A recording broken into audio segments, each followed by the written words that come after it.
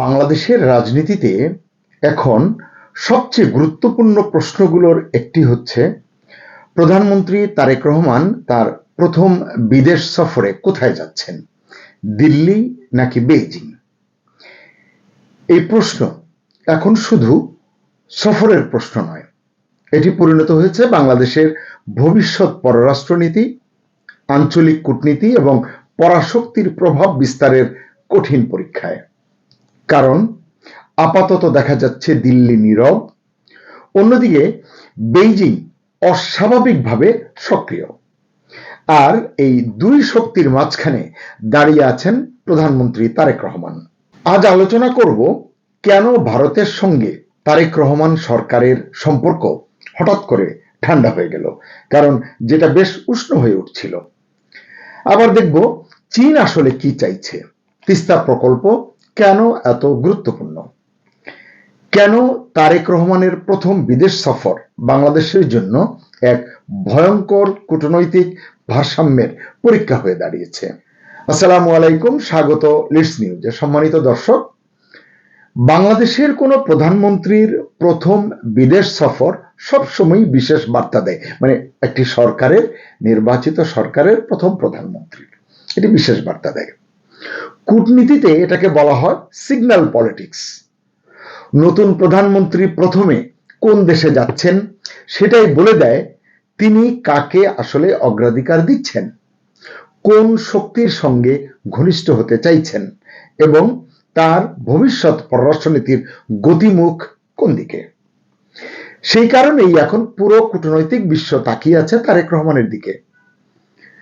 শুরুতে ধারণা করা হয়েছিল তারেক রহমানের প্রথম সফর হবে ভারতে, কারণ নির্বাচনের পরপরই ভারতের প্রধানমন্ত্রী নরেন্দ্র মোদী সবার আগে ফোন করে তারেক রহমানকে অভিনন্দন জানিয়েছিলেন। শুধু তাই নয়, তারেক রহমানের স্ত্রী জুবাইদা রহমান এবং কন্যা জাইমা রহমানকে নিয়ে ভারত সফরের আমন্ত্রণও পাঠিয়েছেন। কিন্তু দেখা যাচ্ছে কয়েক মাস না যেতেই পরিস্থিতি যেন কেমন বদলে গেছে বা বদলে যাচ্ছে। সংসদে আওয়ামী লীগের রাজনৈতিক কার্যক্রম নিষিদ্ধ করার আইন পাশ হওয়ার পর থেকেই দিল্লির অস্বস্তি তৈরি হয়েছে বলে রাজনৈতিক বিশ্লেষকদের অভিমত। ভারত মনে করছে যেই রাজনৈতিক সমঝোতার ভিত্তিতে তারা, মানে ভারত, নতুন সরকারের প্রতি নমনীয় অবস্থান নিয়েছিল, নমনীয় হয়েছিল, বাস্তবে তারেক রহমানের সরকার এখন সম্পূর্ণ ভিন্ন পথে হাঁটছে। ফলে দিল্লি এখন এক ধরনের নীরব কূটনৈতিক দূরত্ব বজায় রাখছে বলে অনেকে মনে করছেন। কিন্তু ঠিক এই জায়গাতেই মাঠে নেমেছে চীন। চীনের বাংলাদেশের রাষ্ট্রদূত ইয়াও ওয়েন এখন প্রকাশ্যেই বলছেন, তিনি বেশ সক্রিয়, আপনারা গণমাধ্যমে চোখ রাখলেই দেখবেন, এখানে যাচ্ছেন, সেখানে যাচ্ছেন, এর সঙ্গে কথা বলছেন, তার সঙ্গে বৈঠক করছেন। তিনি প্রকাশ্যেই বলছেন তারেক রহমানের সম্ভাব্য চীন সফর হবে ঐতিহাসিক মাইলফলক। বাংলাদেশ চীন সম্পর্ক নতুন উচ্চতায় পৌঁছেছে বলেও মন্তব্য করেছেন তিনি। এখানে একটা বিষয় খুব গুরুত্বপূর্ণ, সেটা হচ্ছে, খেয়াল করলে বুঝবেন, চীন শুধু সফর চাচ্ছে না, চীন বড় কৌশলগত লাভ বা সুবিধাটা চাচ্ছে, আর সেই লাভের নাম হচ্ছে তিস্তা মহাপরিকল্পনা। দীর্ঘদিন ধরেই বেইজিং চাচ্ছে তিস্তা প্রকল্পে যুক্ত হতে, কিন্তু শেখ হাসিনার সরকারের সময় বলুন কিংবা এর পরে ইউনূসের অন্তর্বর্তী সরকারের সময় বলুন, ভারত এবং যুক্তরাষ্ট্রের চাপের কারণে বা মন খারাপ হবে এরকম একটা শঙ্কায়, সংশয়ে এই দুই সরকারের কেউই সেই সুযোগটা চীনের জন্য অবারিত করে দেয়নি। কিন্তু এখন পরিস্থিতি ভিন্ন বলে মনে করছেন অনেক কূটনীতিক। এছাড়া নির্বাচনের আগে আপনাদের খেয়াল আছে তারেক রহমান নিজেই তিস্তা প্রকল্প বাস্তবায়নের প্রতিশ্রুতি দিয়েছিলেন। এখন চীন সেই প্রতিশ্রুতির কথাটাই তারেক রহমানকে মনে করিয়ে দিচ্ছে এবং এর বাস্তব ফল দেখতে চাইছে। কূটনৈতিক সূত্রগুলো বলছে বেইজিং পরিষ্কার বার্তা দিয়েছে বাংলাদেশ চাইলে তারা এখনই অর্থায়ন এবং বাস্তবায়নে যেতে প্রস্তুত। অর্থাৎ শুধু সফর নয়, চীন চাইছে কৌশলগত অংশীদারত্বের নিশ্চয়তা। কিন্তু এখানেই শুরু হচ্ছে আসল সংকট। কারণ তিস্তা প্রকল্প যদি চীনের হাতে চলে যায়, বাংলাদেশ দিয়ে দেয়, যেটা কিছুটা ইঙ্গিত পররাষ্ট্রমন্ত্রী খলিলুর রহমানও দিয়েছেন অতি সম্প্রতি, তাহলে ভারত সেটা মোটেও সহজভাবে নেবে না, এটা বলা যায়। কারণ ভারতের জন্য তিস্তা শুধু নদী নয়, এটি সীমান্ত নিরাপত্তা, উত্তর পূর্বাঞ্চলীয় কৌশল ভারতের এবং আঞ্চলিক প্রভাবের প্রশ্ন। তাই ভারত চায় না বাংলাদেশের উত্তরাঞ্চলে চীনের বড় অবকাঠামোগত উপস্থিতি তৈরি হোক। কিন্তু দর্শক, আপনারা যারা আমাদের গতকালকের কন্টেন্ট দেখেছেন, সেখানে আপনারা দেখেছেন যে লালমনিরহাটে এমন কিছু স্থাপনা দ্রুত গতিতে এগিয়ে চলেছে, বাংলাদেশ করছে। কার অর্থায়নে, কার পরামর্শে, কার নকশায় করছে এটি স্পষ্ট নয়, কিন্তু বাংলাদেশ করছে। ভারতের জন্য এটিও একটি মাথা ব্যথার বিষয়। গতকালকের এই কন্টেন্টটি যারা এখনো দেখেননি, দেখে নিতে পারেন। অন্যদিকে যুক্তরাষ্ট্র বিষয়টি গভীরভাবে পর্যবেক্ষণ করছে। মার্কিন রাষ্ট্রদূত ব্রেন ক্রিস্টেনসেন দায়িত্ব নিয়ে যখন এলেন জানুয়ারিতে, সম্ভবত বাংলাদেশে এসেই তিনি স্পষ্ট ইঙ্গিত দিয়েছিলেন বাংলাদেশ যেন কমিউনিস্ট চীনের সঙ্গে অতিরিক্ত ঘনিষ্ঠ না হয়।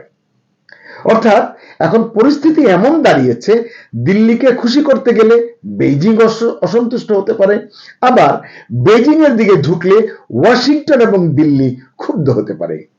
আর এই জটিল ত্রিভুজের মাঝখানে দাঁড়িয়ে আছেন তারেক রহমান। এখন প্রশ্ন হচ্ছে, তাহলে কি তিনি সরাসরি ভারত বা চীনে না গিয়ে অন্য কোনো দেশ দিয়ে সফর শুরু করবেন?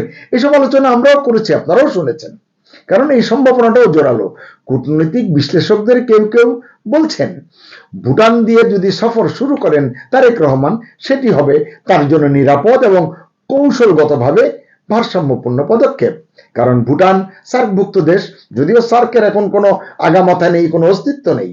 আবার বাংলাদেশকে প্রথম স্বীকৃতি দেওয়া দেশ হচ্ছে ভুটান, এটি একটি স্ট্রং পয়েন্ট।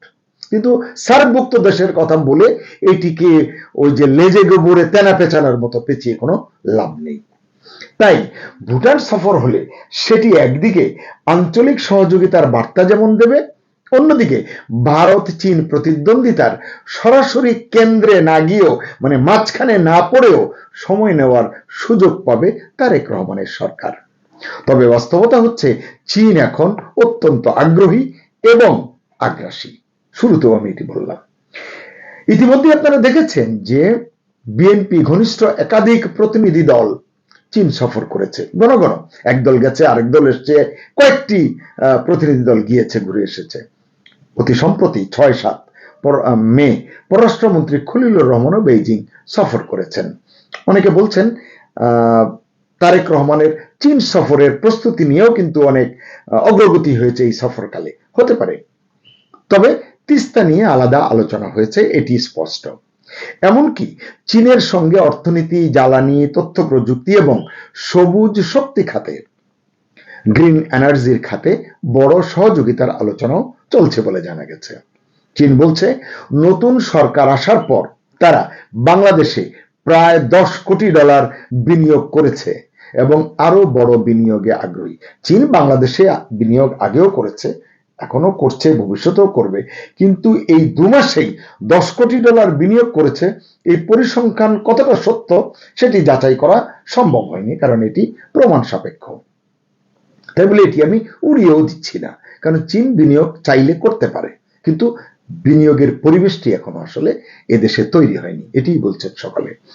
অন্যদিকে জানা যাচ্ছে গুয়াংজুতে বিডার, মানে বাংলাদেশ যে বিনিয়োগ বোর্ড রয়েছে, বিডার অফিস খোলার প্রস্তুতি নিয়েছেন বিডার নির্বাহী চেয়ারম্যান আশিক চৌধুরী। মানে মনে আছে তো আশিক চৌধুরী? এই আশিক চৌধুরী হচ্ছেন সাবেক প্রধান উপদেষ্টা ইউনূসের প্রিয় আশিক, মানে ওয়ান্ডার বয় যাকে বলা হয়েছিল। কিন্তু তিনি যতটা মানে বেলুন ফুলিয়ে যাত্রা শুরু করেছিলেন, বেলুন ততটাই চুপসে গেছে। তাই চেষ্টা করছেন, তিনি এখনো টিকে আছেন এবং টুকটাক করে আরো কিছু সময় ক্ষমতার আস্বাদ নিতে মরিয়া হয়ে উঠেছেন, এগুলি লোকজন বলছে। কারণ গত 2 বছরে তিনি এবং তার বিডা বিনিয়োগের প্রশ্নে কেবল অশ্বডিম্বই প্রসব করেছে এবং এই দেশের গরিব দেশের জনগণের ট্যাক্সের টাকাই শুধু শ্রাদ্ধ করেছে। তারপরও যাই হোক, গুয়াংজুতে, চীনের গুয়াংজুতে বিডার অফিস খোলা হবে বিনিয়োগের জন্য। এতকাল চীনের বিনিয়োগ এসেছে, বিডায় কিছু মানে গুয়াংজুতে কিছু খুলতে হয়নি। মানে এগুলো সব হলো মানে ওই যে টুকটাক মার্কা, বললাম তো, একটু ম্যাজিক দেখানোর চেষ্টা, একটু ঠুসঠাস ইংরেজি বলা এবং নিজেকে বিশাল করে মানে প্রকাশ করা, জাহির করা। লাভ কিন্তু 2 বছর, কম সময় নয়। ইউনূসের 1.5 বছর এবং প্রায় এখন 3 মাস, প্রায় 2 বছর কোনো ভূমিকা কিন্তু আশিক চৌধুরী নেই। চূড়ান্ত ফ্লপ, চূড়ান্ত ব্যর্থ। কিন্তু তিনি চেষ্টা করছেন তারেক রহমানকে নিয়ে গুয়াংজুতে এই যে প্রতিশ্রুত বা এই যেটির কথা বলা হচ্ছে সম্ভাব্য এই বিডার অফিসটি তিনি উদ্বোধন করাতে চান। তাতে তারেক রহমানেরও কাছাকাছি কিছু সময় থাকবেন, নিজের আখেরটা আরেকটু গোছানোর চেষ্টা করবেন অনেকে বলছেন। এবং বলা হচ্ছে বেইজিংও চাইছে এই সুযোগকে সম্ভাবনায় পরিণত করতে, মানে তারেক রহমানকে আরো কিভাবে ঘনিষ্ঠ করা যায় সেটি চেষ্টা করতে। যাই হোক, তারা এখন শুধু কূটনৈতিক নয়, প্রতীকীভাবেও তারেক রহমানকে নিজেদের ঘনিষ্ঠ অংশীদার হিসেবে তুলে ধরতে চাইছে। কিন্তু এই পথ মোটেও সহজ নয়, কারণ বাংলাদেশ এখন এমন এক ভূরাজনৈতিক অঞ্চলে মোড়ে দাঁড়িয়ে আছে যেখানে বঙ্গোপসাগরকে ঘিরে যুক্তরাষ্ট্র, ভারত এবং চীনের প্রতিযোগিতা দ্রুত থেকে দ্রুততর হচ্ছে এবং তীব্র থেকে তীব্রতর হচ্ছে। চীন চায় বঙ্গোপসাগরে কৌশলগত প্রবেশাধিকার, এটি আমরা জানি। ভারত চায় উত্তর পূর্বাঞ্চলের নিরাপত্তা নিশ্চিত করতে, এটিও আমরা জানি। আর যুক্তরাষ্ট্র চায় এই অঞ্চলে চীনের প্রভাব সীমিত রাখতে, এটি আপনারা কে না জানেন। ফলে বাংলাদেশ এখন শুধু একটি দেশ নয়, বরং পরাশক্তিগুলোর বা বড় বড় শক্তিগুলোর প্রতিযোগিতার কেন্দ্রবিন্দু। আর সেই বাস্তবতায় তারেক রহমানের প্রথম বিদেশ সফর হয়ে উঠেছে এক বিশাল কূটনৈতিক চ্যালেঞ্জ। প্রশ্ন হচ্ছে, তিনি কি দিল্লির সঙ্গে দূরত্ব কমানোর চেষ্টা করবেন, মানে দিল্লির নীরবতা ভাঙানোর চেষ্টা করবেন, নাকি বেইজিং এর যে অফার, আগ্রাসী অফার, সেই অফারের দিকে ঝুঁকবেন, নাকি ভুটানের মতো ছোট কিন্তু কৌশলগতভাবে নিরাপদ দেশ বেছে নেবেন প্রথম সফর হিসেবে।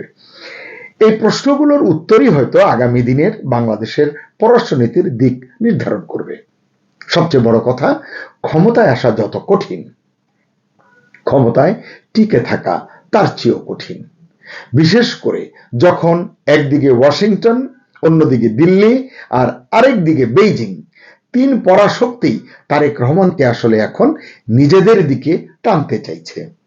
এখন দেখার বিষয় তারেক রহমান শেষ পর্যন্ত কোন পথ বেছে নেন, কোন দেশ বেছে নেন, কি কূটনৈতিক চমক তিনি দেখাতে পারেন। সুপ্রিয় দর্শক, আপনার কি মনে হয় তারেক রহমানের প্রথম বিদেশ সফর কোথায় হওয়া উচিত? ভারত, চীন নাকি অন্য কোনো দেশ? কমেন্টে আপনার মতামত জানান। ভিডিওটি ভালো লাগলে লাইক দিন, শেয়ার করুন এবং সাবস্ক্রাইব করুন আপনার প্রিয় চ্যানেল লিটস নিউজ। ভালো থাকুন, আল্লাহ হাফেজ।